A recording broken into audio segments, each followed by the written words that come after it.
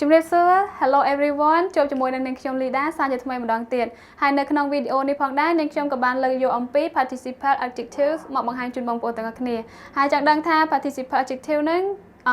គឺយើងនិយាយថាម៉េចហើយវាគឺជាអីគេហើយវាមានរូបរាងបែបណាហើយយើងប្រើប្រាស់វាបែបណាហើយយើងអាចសម្គាល់វាថា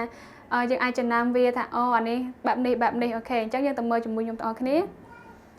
ចាអញ្ចឹង participle of adjective គឺយើងបកប្រែថាគុណនាមដែលពាក់ព័ន្ធចាដែលវាមានការពាក់ព័ន្ធដែលយើងពិបាកវែកញែកមែនទែនថាយើងគួរយល់បែបណាអញ្ចឹងយើងអាស្រ័យទៅលើការចងចាំឬក៏ភាពវៃឆ្លាតរបស់យើងអូខេឥឡូវយើងទៅមើលពាក្យមួយចំនួនដែលយើងនឹងលើកយកមកសម្រាប់មេរៀនថ្ងៃនេះគឺយើងមានពាក្យ bored ចា boring ចាអញ្ចឹងពាក្យហ្នឹងគឺដូចគ្នាទេធុញទ្រាន់ចាប៉ុន្តែយើងនឹងតិចទៅយើងដឹងថាហេតុអីបានជាយើងពេលណាយើងទៅសេ ed ហើយពេលណាយើងសេ ing ហើយ interested ហើយនឹង interesting confused ហើយនឹង confusing ហើយនឹងមានពាក្យ adjective ជាច្រើនទៀតដែលយើងប្រកាសជាបងប្អូនធ្លាប់ជួបអូខេតែឥឡូវយើងនឹងមកភាសាតែប្រហែលពាក្យនេះទេហើយបងប្អូនអាចនឹងធ្វើការចំណាំក្នុងវីដេអូនេះដូចដែលបងប្អូនអាចនឹងចំណាំនៅខាងក្រៅបានដែរអូខេអញ្ចឹងខ្ញុំមានឧទាហរណ៍ពីរដែលឧទាហរណ៍ទី1គឺយើងបាននិយាយថា she was bored of the movie អញ្ចឹងអ្វីដែលខ្ញុំចង់ផ្ដល់ឲ្យបងប្អូនស្គាល់ចំចំណុចនេះគឺថាតើបងប្អូនប្រើ ed ពេលណាហើយវាមានន័យបែបណាហើយយើងអាចសម្គាល់ថាវាគឺមានន័យបែបនេះផ្សេងពី ing ព្រោះវាមានខុសគ្នាមែនអត់បងប្អូនទាំងគ្នាអូខេតោះឥឡូវទី1គឺយើងបងប្អូនអាចចំណាំវាបានថា bored នេះគឺវាបញ្ជាក់ន័យទៅឲ្យនាមចានាមរបស់យើងគឺ subject pronoun she នាងដែលយើងបានបញ្ចេញឈ្មោះទេអូខេនាងគឺបានធុញទ្រាន់ទៅនឹង movie ទៅនឹងភាពយន្តចាអញ្ចឹង bored ed ហ្នឹងគឺបង្ហាញអំពីខ្លួនយើងជាអ្នកដែលធ្វើអំពើទៅលើអ្វីមួយចាមានន័យថានាងជាអ្នកដែលធ្វើអំពើទៅលើ movie ហ្នឹងនាងបានបញ្ចេញអារម្មណ៍ថានាងអត់ពេញចិត្តឬក៏ធុញទ្រាន់ទៅនឹង movie ហ្នឹងខ្លាំងចាអត់ពេញចិត្តទៅនឹង movie ដោយឡែកដែលពេលដែលយើងប្រើ ing ចាគឺអ្វីមួយដែលធ្វើឲ្យយើងមិន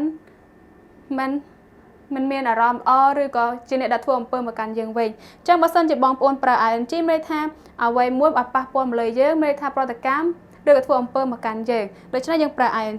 ដោយឡែក ed គឺយើងប្រើសម្រាប់តែយើងជាអ្នកដែលមានប្រតិកម្មទៅនឹងអ្វីមួយខាងក្រៅចាអូខេអញ្ចឹងវីដេអូដូចឧទាហរណ៍នេះគឺបាននិយាយថាម៉េច movie ហ្នឹងគឺបានធ្វើឲ្យនាងធុញទ្រាន់ចា movie បានធ្វើឲ្យនាងធុញទ្រាន់ដោយឡែកខាងលើគឺនាងបានមានអារម្មណ៍ធុញទ្រាន់ទៅនឹង movie ខាងលើទៅនឹង movie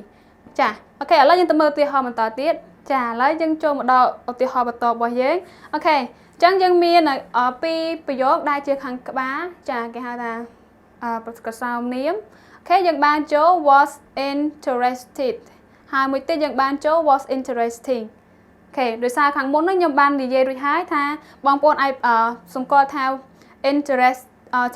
គឺ adjective ដែលមាន ed និង ing គឺយើងប្រើបែបណាអញ្ចឹង ed គឺមានថាយើងប្រតិកម្មទៅនឹងអ្វីមួយហើយ ing មានថា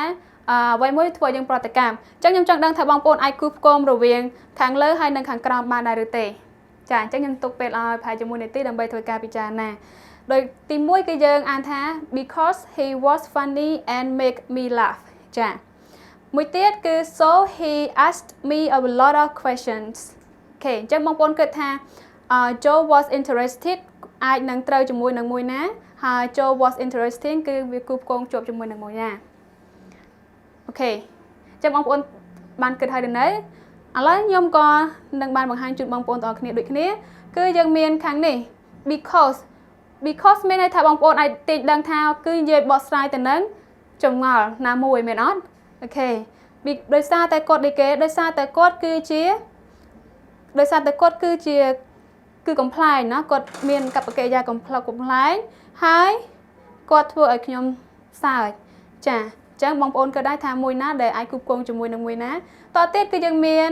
ដូច្នេះហើយគាត់បានសួរសំណួរមកកាន់ខ្ញុំជាច្រើនអូខេតោះឥឡូវយើងមើលចម្លើយជាមួយខ្ញុំទាំងអស់គ្នាអញ្ចឹងយើងបាន Joe was interested so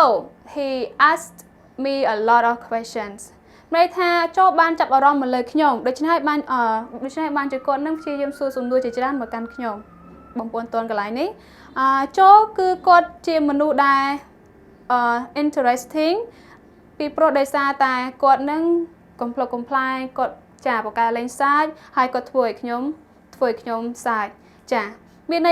ន័យកន្លែងនេះគឺយើងចាទី1គឺមានន័យថាគេនឹងបានចាប់អារម្មណ៍មកលើយើងពាក្យ IED ចាដូច្នេះបានជាគេព្យាយាមធ្វើអ្វីមួយចាហើយមួយទៀតអ្នកនឹងគឺយើងអ្នកនឹងធ្វើឲ្យយើងនឹងចាប់អារម្មណ៍ដូចគ្នាចាដោយសារតែគាត់ដោយសារអីគេដោយសារតែគាត់នឹងគឺជាមនុស្សបែបនេះចាអញ្ចឹងសរុបរួមមកវិញគឺបើសិនជាបងប្អូនចង់ចេះប្រើពាក្យរវាងនៅ ED ចាឬក៏ ING បងប្អូនអាចយកគំរូតាមវីដេអូនេះហើយបើសិនជាបងប្អូនមានចម្ងល់ថែមទៀតសូមកុំភ្លេចសរសេរចុះនៅក្នុង comment ឬក៏បងប្អូនមានពេលបងប្អូនអាចទៅធ្វើការស្រាវជ្រាវបន្ថែមឬក៏ចាអាចសាកសួរគ្នាបន្ថែមទៀតបានតែអ្វីដែលសំខាន់ខ្ញុំក៏អរគុណបងប្អូនទាំងអស់គ្នាច្រើនសម្រាប់ការតាមដានវីដេអូនៅក្នុង